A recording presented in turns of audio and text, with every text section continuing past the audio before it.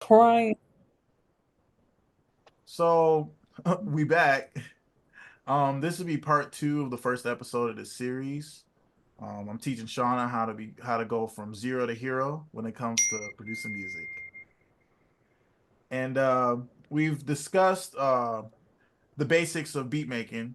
How you have to get a reference track and take the tempo, which is codified in BPM in your DAW. If you don't know what those words mean, go back to the previous video, please. Um, and key. If you don't know keys, if you don't know your scales, Right. you can do what I and many other people who love music but don't really love music theory do, and Google it as you're doing the song, or you can memorize it and do it that way. But you ain't better to know about it if you remember what key you in. It's not like we in college or anything. Ain't nobody getting tested. Actually, there is a test. Oh, okay. There'll be a test next video. Are you following along? Yeah. Say wait, woman, what? Are you following along what I'm saying with what I'm saying? Yeah. Didn't you just repeat everything though? Yeah. So this is a new video, so can you please, based on your notes, can you give a synopsis of the previous video? Yes, for sure. Okay, so producing notes. This is what I have. Getting your MIDI system together. So once you look up a song, you as a reference check. Let me start from the beginning. What you're gonna want to do is get a reference check, and once you get that reference check, you want to look up the MIDI. And how you do that is go to, well, we had bitmidi.com. That is the best interface use to use. So let's use that one. And then you're gonna have your DAWs or digital audio station. We were working on Workstation. workstation, sorry, DAWs. Workstation, digital audio workstation. I forgot the name of the one we were working on though. Because Mine that's is the Logic Pro X. It's Logic. $199. If you have a MacBook, you can get it on the Apple App Store. Hmm. You can also get any other DAW. Everything is the exact same. There's different things at different places. All right, go ahead. Sorry, Gotcha. I'm No, you're mansplaining. good. No, you're not you're explaining. That's what your teacher. Anyway, but then once you get your MIDI file, you put it in your DAWs or digital audio workstation, Yep. and then you're going to see a whole bunch of tracks, which is pretty much going to like break it down in the instruments that are used in the song, and it's going to play it melodically. And what you do so you don't run into any copyright situations is you change the instrument. You change the instrument. You could change the note, but it's really gonna mess it up. So don't touch it Unless you know what you're doing, but unless you know what you're doing. But I don't we know what don't I'm know doing. So what you're doing. This is the shortcut way, the cheat cut, cheat this codes, is very much shortcut. cheat codes, So shortcuts. I put this in my notes, but it's like you talked about how it's like 20 plus tracks, and you usually use like less of them. You take out a whole bunch, like you were working with 5 or 6 Hmm. tracks at the time. But then what you do so you can create that song that you're working on, look it up. Look up the song and find that BPM. Okay? Because once you find that BPM, you're gonna need to find, what was the word you used? Royalty free sounds. You're going to need to find those. You're going to need to find, and the easiest way to do that, start with the drums. Okay. You gave two. You gave Looperman and Splice. We're going to go with Splice because Looperman was giving virus. Cheap vibes. Yeah.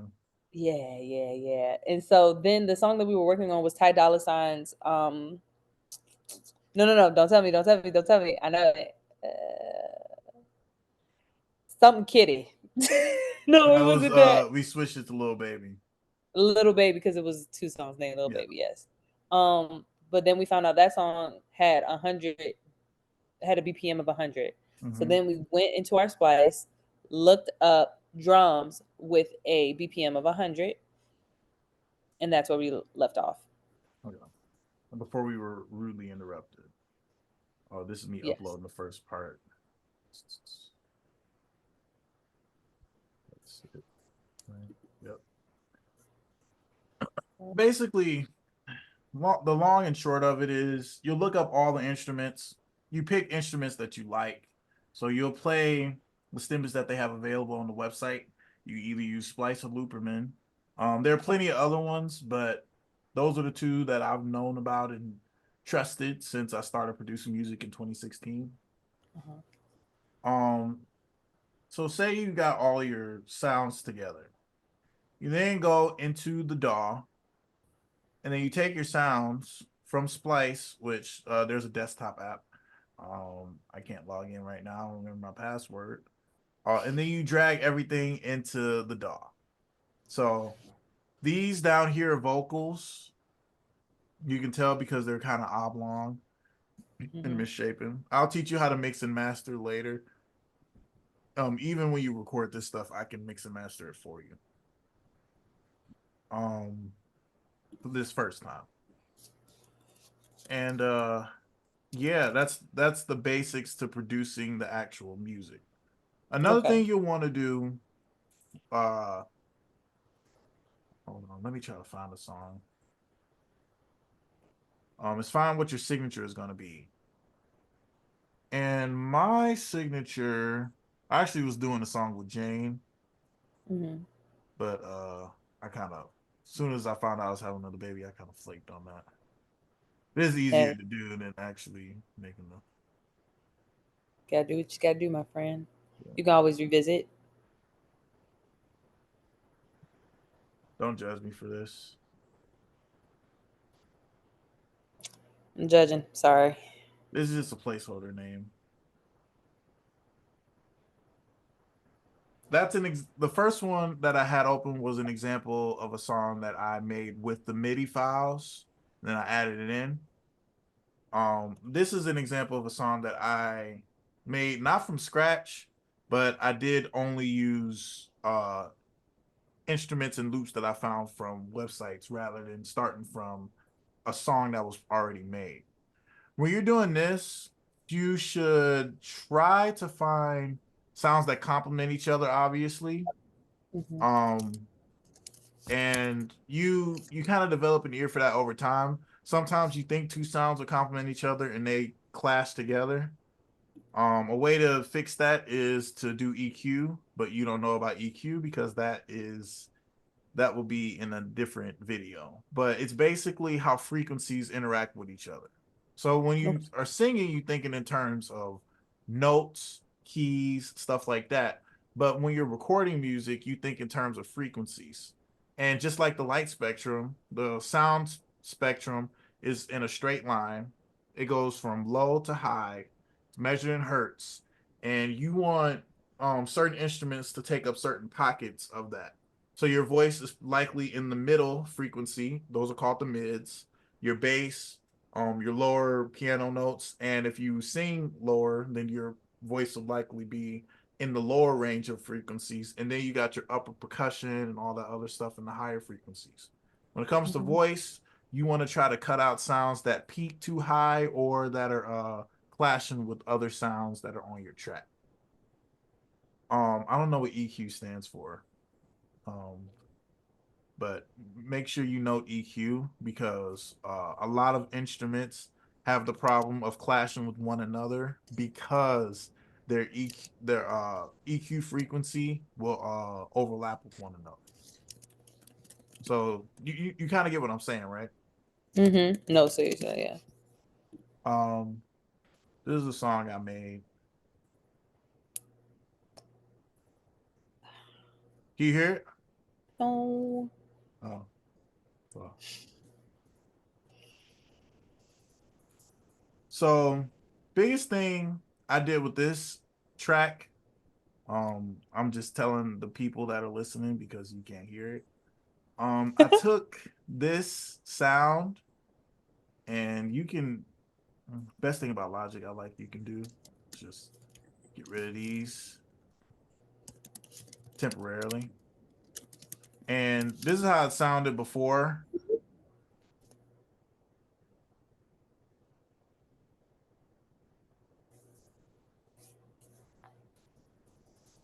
It's the fact that you dancing and I can't say shit.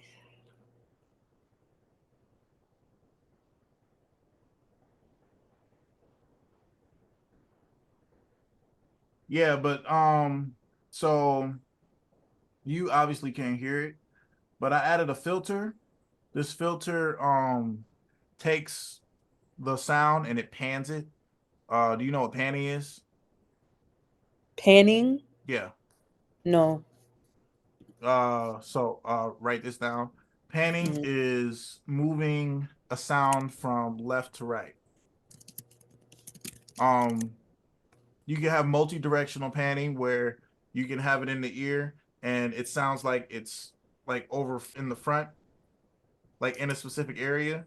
I actually got a panner that goes up and down and left to right too. So you literally like Bohemian Rhapsody had that where they were like, "Oh, Mamma Mia," but he would be like have other people in other parts of the shit, and it would go from Yeah. left to right.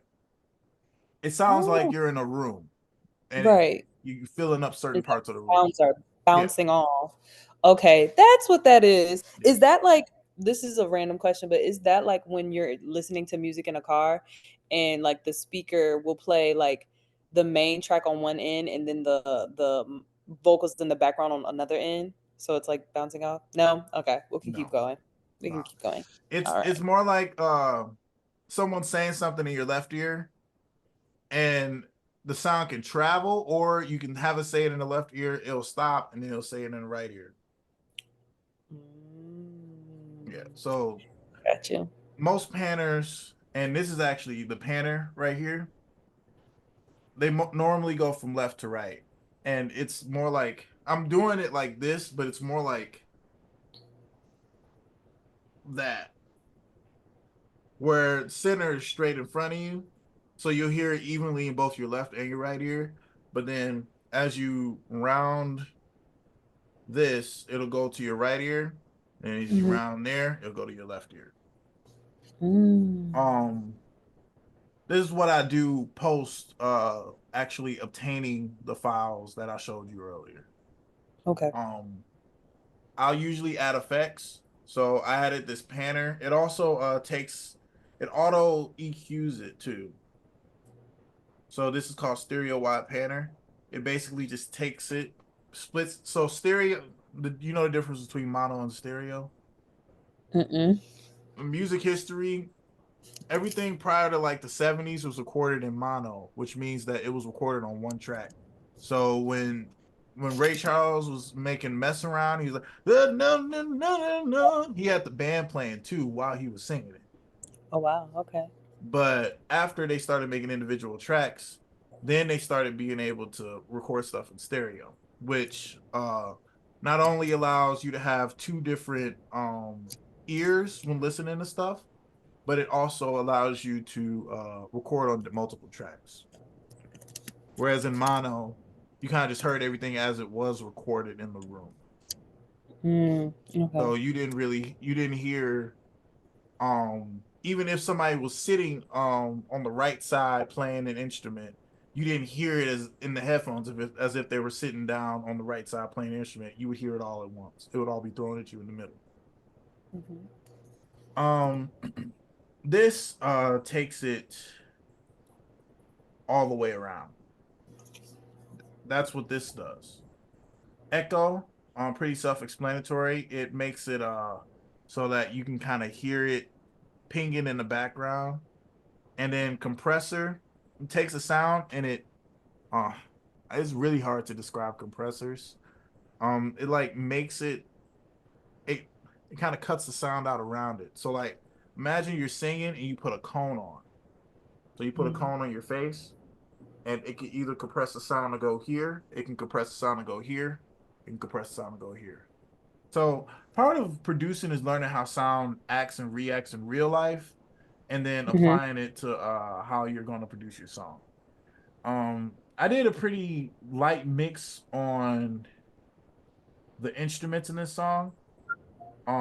But you do want to do a certain you want to do it to a degree where it doesn't sound like the original sample.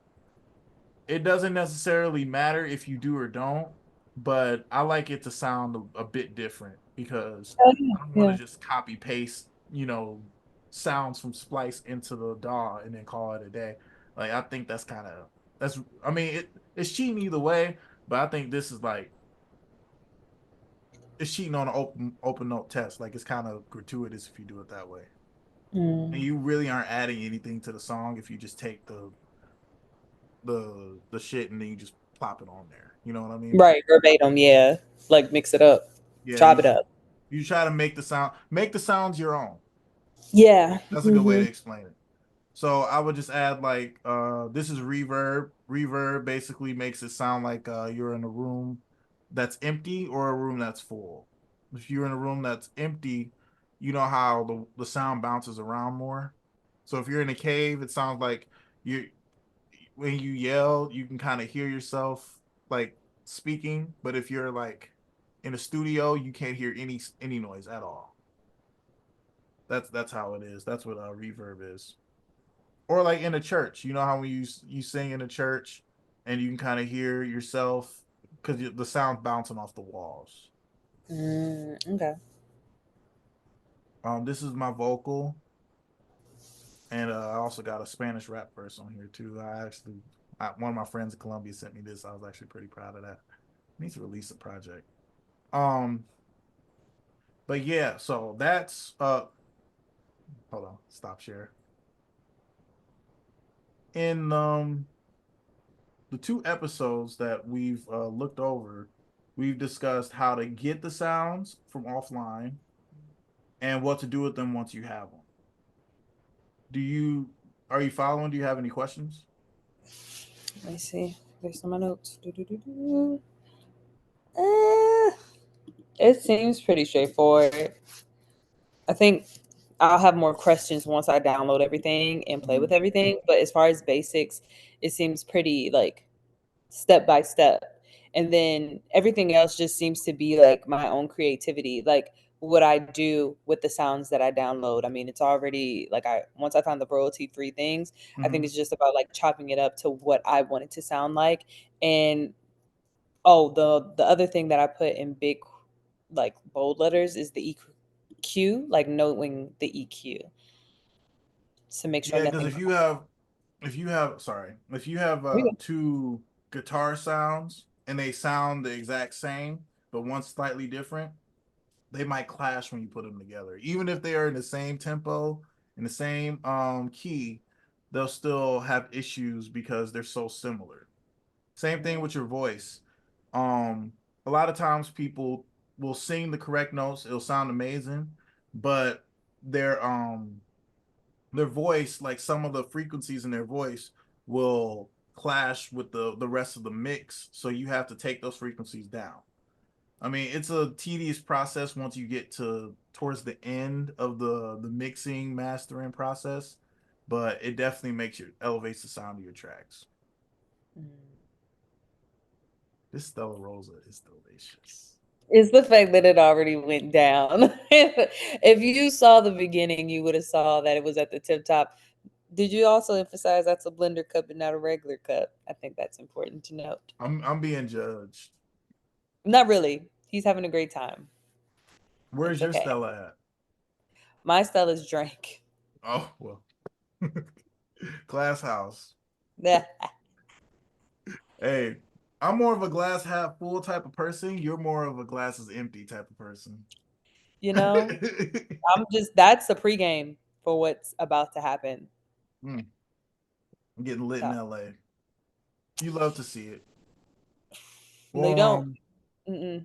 next week we'll talk about what we're gonna talk about next week. Well, oh, Well, mixing and mastering. okay. And actually, I can record a podcast episode and have you on. I want to have you on. Yes, please. Okay, because I want somebody to talk about like California and trying to get into the comedy scene and all that. Oh my gosh, yes, I would love to be a And part of that. you'll be the first celebrity. Actually, no, my cousin's in the NFL. I interviewed him. Well, I'll be the second. Yeah. I'll take that. Maybe we can get Sam on here since he's been. Yeah, no, he's the real Beyonce of the group. He's the real Beyonce. I can't. I'm more like I'm Kelly right now. Hey, Kelly was still that bitch for a minute. Seriously. Come on. Yeah. But I feel like I'm missing something. I told you what to do. Oh, the biggest thing is just make sure everything's original. Make sure everything's Like original. um you can't even hear what I'm about to play. So I'm We'll play it for the viewers. oh, I I'll lost keep. it. I was about to do something and I lost it. We can kind of just chop it up for like another couple minutes. Uh Trying to figure this out on the fly. That's crazy. Because we already did everything. What type of actually we can talk about hardware. The outside. All right, we talked about software, which is in there. Hardware. All right, let's Okay. talk about hardware. What do you have that will take you from zero to hero hardware wise?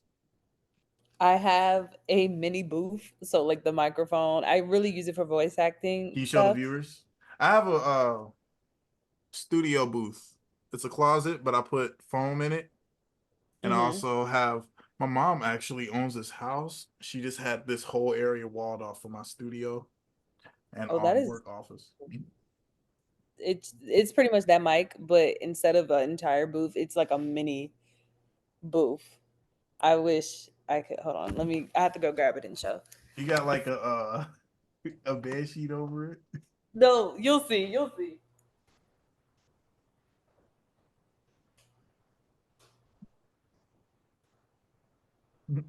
You'll all see.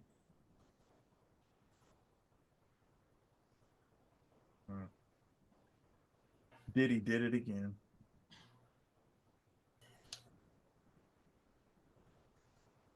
This is my makeshift studio thingy thing. Yeah, that's I cool. did. Just make sure you do it in an area where you know how when you get into the corner of a room and your voice kind of bounces off the walls, you can hear it. Yeah. Try to reduce that as much as possible. The way you can do that is Okay. by going in the closet and put where there's a lot of clothes. Don't go into an empty closet. If you go into an empty closet, the sound that thing exact thing that you don't want to happen because you went into the closet will happen. If you go in Got you. there and there's clothes, then it can't bounce off the walls. It'll bounce off the clothes. For sure.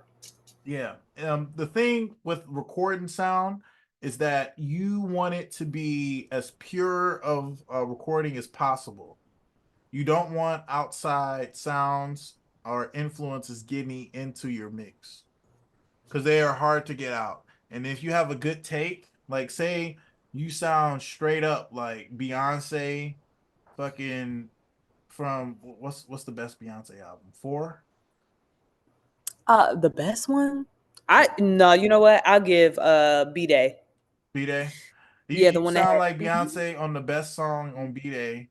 All right, hitting in the high notes, but then you hear I don't know, a rat crawl across the top of your closet, and you can hear him scurrying. You can hear the, you can hear that in the mix, and you try to get it out. You spend 2 months doing it, and it won't get out. You got to re-record it, and then you sound like shit. Damn. That's. Yeah, you want it to be the recording to be as clear and crisp as possible, and the best way to do that is to limit outside influences. Mm. Um, do you have an interface? Mm-mm. You should get an interface. I use the Scarlett 2i2. You can use the 2i1 or 1i2 or whatever. That's probably better for you since you're only going to be recording. But if I ever want instrumentalists to come in, they can plug into the other input port and it'll pick Mm. up. Actually, when you do that, you have an instrumentalist come in and they plug in and record them playing on your computer. It turns into MIDI. Wow. Yeah, Could I use like this is random, but could I use my DJ deck, like a miniature DJ deck? maybe. I don't know. I've never done that. I've Okay. never done anything DJ related. My Okay. cousin works with DJ stuff, but um, I don't know how that would work with MIDI stuff. Maybe you can Okay. use it to remix sounds, like take the little. the things and make it go like reverse it and Mhm. flip it Yeah. and reverse it. But I don't think you can actually like input anything unless you have drum pads on there. You got drum Wow. pads on there? Okay, yeah, so you probably can't do that. I think Uh I think it may have some, but it's like it's intricate. Like I have to open that software to get the drum pads. It's not like plug it in, the drum pads are already on there. no, when I say drum pads, I mean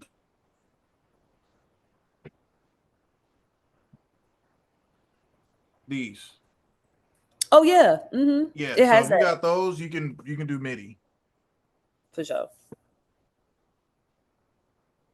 Uh More hardware stuff. You can probably get you a MIDI keyboard, but like you said you didn't know how to play piano or any of that. Mm-mm. Um, you can get yourself a. Do you have a mic stand? Mic stand. Oh yeah. Okay, you have a mic stand. Get the interface. Make sure you get the interface. Interface. Um, Mic stand. I'm trying to look around and see what else I got. Make sure you get a good DAW. You can use Audacity. You can even use Audacity for now, but just make Mm-hmm. sure you upgrade later on. And one thing you want to get, they have so the things that I use to show you like echo, reverb, that one thing that I showed you is called they're all called plugins. Plugins. Okay. And the reason they're called plugins, and I got to make this concise because I got 2 minutes left. The reason they're called plugins is because you would have the central module when you were recording back in the day, and all of this stuff that makes those effects, you literally have to plug it in because it was analog. So like if you wanted something to make your shit echo, you had to get a machine with the echo effect on it and plug it into your main console. You know, the mixer consoles with all the buttons and stuff. Yeah. Mm-hmm. That turned into this.